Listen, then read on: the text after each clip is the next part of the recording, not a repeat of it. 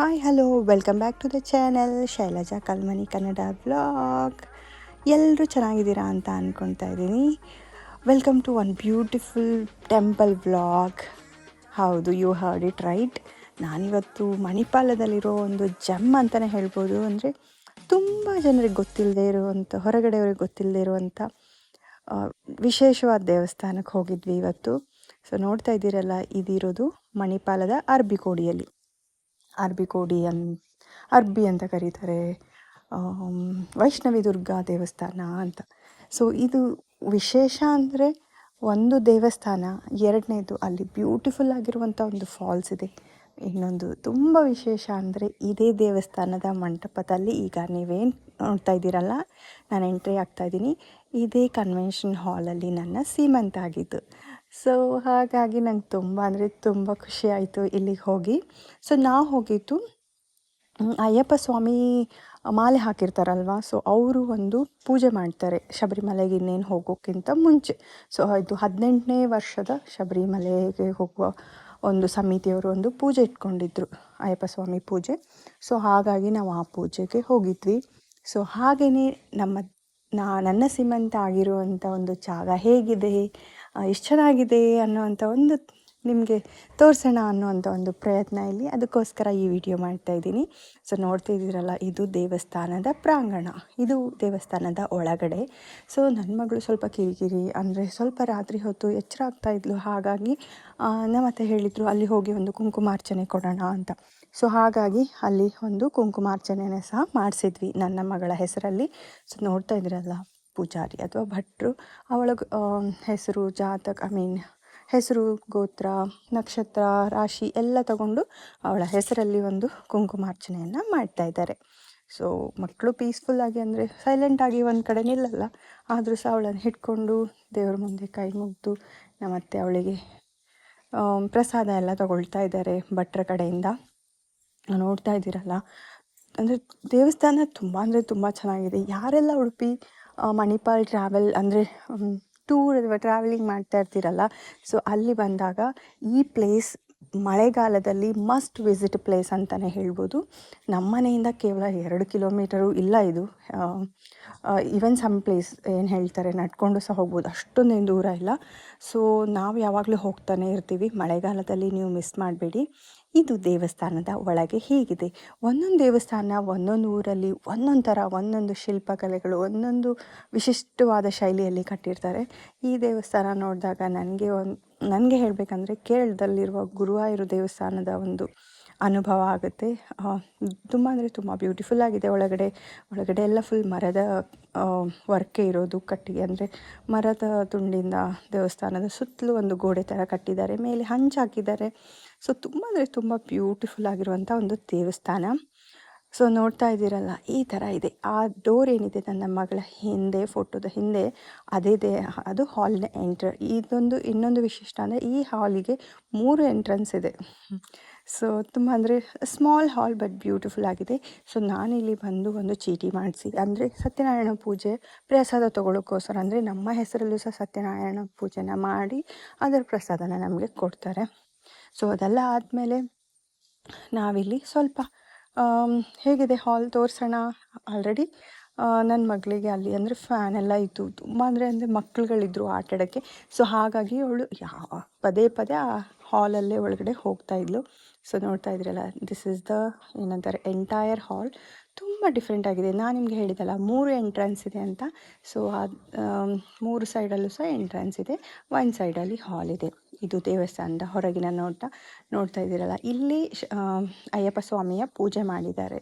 ತುಂಬ ಅಂದರೆ ತುಂಬ ಚೆನ್ನಾಗಿ ಮಾಡಿದರು.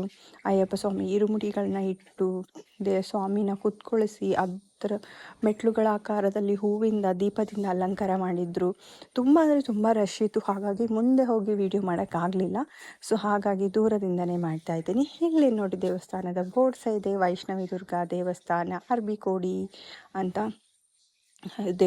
ದರ್ಶನ ಮಾಡಿಕೊಂಡು ಪೂಜೆ ಎಲ್ಲ ನೋಡಿಕೊಂಡು ಒಳಗಡೆ ತೀರ್ಥ ಪ್ರಸಾದ ಎಲ್ಲ ತೊಗೊಂಡು ಇನ್ನೇನು ಊಟದ ಟೈಮ್ ಆಯಿತು. ಅನ್ನ ಸಂತರ್ಪಣೆ ಸಹ ಇತ್ತು ಅಲ್ಲಿ. ಸೊ ಹಾಗಾಗಿ ನಾವಿನ್ನು ಊಟಕ್ಕೆ ಹೋಗಬೇಕು ಅನ್ನೋ ಅಷ್ಟರಲ್ಲಿ ನೋಡ್ರಿ ಇಷ್ಟು ದೊಡ್ಡ ಕ್ಯೂ ಇತ್ತು.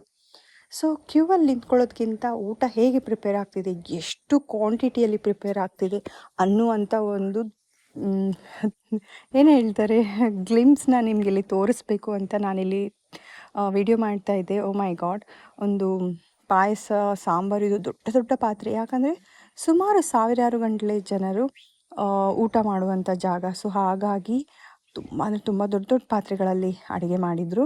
ಸೊ ನಾವು ಸಹ ಕ್ಯೂವಲ್ಲಿ ನಿಂತ್ಕೊಂಡ್ವಿ. ಅಲ್ಲಿ 2 ಥರ ಇತ್ತು, ಒಂದು ಬೊಫೆ ಸಿಸ್ಟಮ್ ಇತ್ತು, ಇನ್ನೊಂದು ಕೂತ್ಕೊಂಡು ಬಡಿಸುವಂಥ ಸಿಸ್ಟಮ್.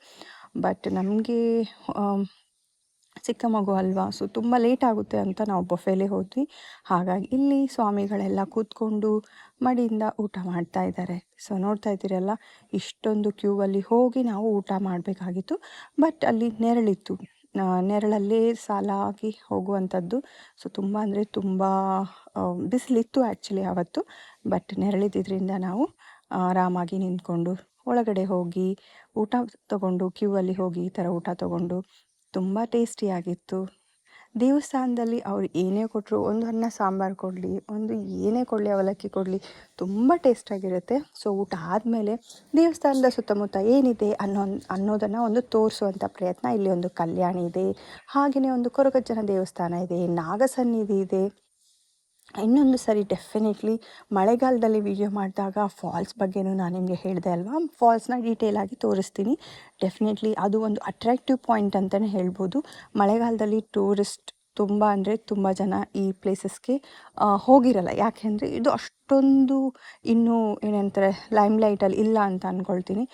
ನಾನು ನನ್ನ ಫ್ರೆಂಡ್ಸ್ ಯಾರೆಲ್ಲ ಕಾಲ್ ಮಾಡ್ತಾರಲ್ವ, ನಾವಿಲ್ಲಿ ಬಂದಿದ್ದೀವಿ, ಇಲ್ಲೇನೇನಿದೆ ಪ್ಲೇಸಸ್ ನೋಡೋಕ್ಕೆ ಅಂತ. ಸೊ ಆವಾಗ ಅವ್ರಿಗೆಲ್ಲರಿಗೂ ಈ ಪ್ಲೇಸ್ನ ಸಜೆಸ್ಟ್ ಮಾಡ್ತೀನಿ. ನೀವು ಸಹ ಯಾರೆಲ್ಲ ಬರ್ತೀರಾ ಡೆಫಿನೆಟ್ಲಿ ಒಂದು ಸರಿ ವಿಸಿಟ್ ಮಾಡಿ. ಸೊ ಊಟ ಎಲ್ಲ ಆದಮೇಲೆ ನನ್ನ ಮಗ ಮಲಗಿದ. ಸೊ ಹಾಗಾಗಿ ನಾವು ಸ್ವಲ್ಪ ರಿಲ್ಯಾಕ್ಸ್ ಮಾಡೋಣ ಅಂತ ನಾನು ನಿಮ್ಗೇನು ಹೇಳಿದೆ, ನನ್ನ ಸೀಮಂತ ಆಗಿರುವಂಥ ಹಾಲ್ ಇದು ಅಂತ, ಅಲ್ಲಿ ಬಂದು ಕೂತ್ಕೊಂಡ್ವಿ. ಫುಲ್ ಫ್ಯಾನ್ ಇತ್ತು, ಕೂಲಾಗಿತ್ತು, ತುಂಬ ಅಂದರೆ ತುಂಬ ತಣ್ಣಗೆ.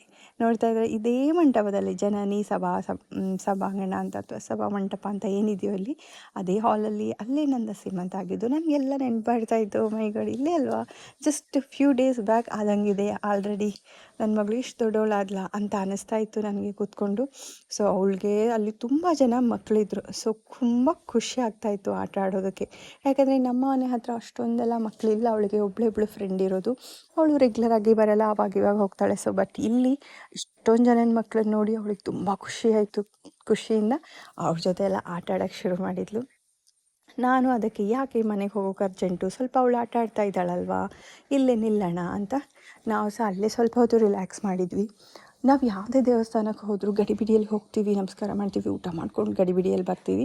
ಬಟ್ ಇವತ್ತು ಮಾತ್ರ we enjoy to the core ಅಂತಲೇ ಹೇಳ್ಬೋದು. ಅಮ್ಮ ಸಹ ಹೇಳ್ತಾಯಿದ್ರು, ನಾನು ಸಹ ಹೇಳ್ತಾಯಿದ್ದೆ, ಅಂದರೆ ನಮ್ಮ ಅತ್ತೆ ಸಹ ಹೇಳ್ತಾಯಿದ್ರು, ಆರಾಮಾಗಿ ಊಟ ಮಾಡಿ ಚಿಲ್ಲಾಗಿ ಸ್ವಲ್ಪ ಹೊತ್ತು ಕೂತ್ಕೊಂಡು ಮಕ್ಕಳು ಆಡೋದನ್ನು ನೋಡಿ, ಮಕ್ಕಳ ಜೊತೆ ನಾವು ಮಕ್ಕಳಾಗಿ ಆರಾಮಾಗಿ ಬಂದ್ವಿ ಅವತ್ತು. ಸೊ ನಮ್ಮ ಅತ್ತೆ ಹೇಳ್ತಾಯಿದ್ರು ಪದೇ ಪದೇ, ಇವತ್ತೆಷ್ಟು ಆರಾಮಾಗಿ ಏನೋ ಆಟ ಆಡೋದನ್ನೆಲ್ಲ ನೋಡ್ತಾ ಇದ್ವಿ ಅಲ್ವಾ, ಎಷ್ಟು ಹರಿಬರಿ ಏನಿರಲಿಲ್ಲ.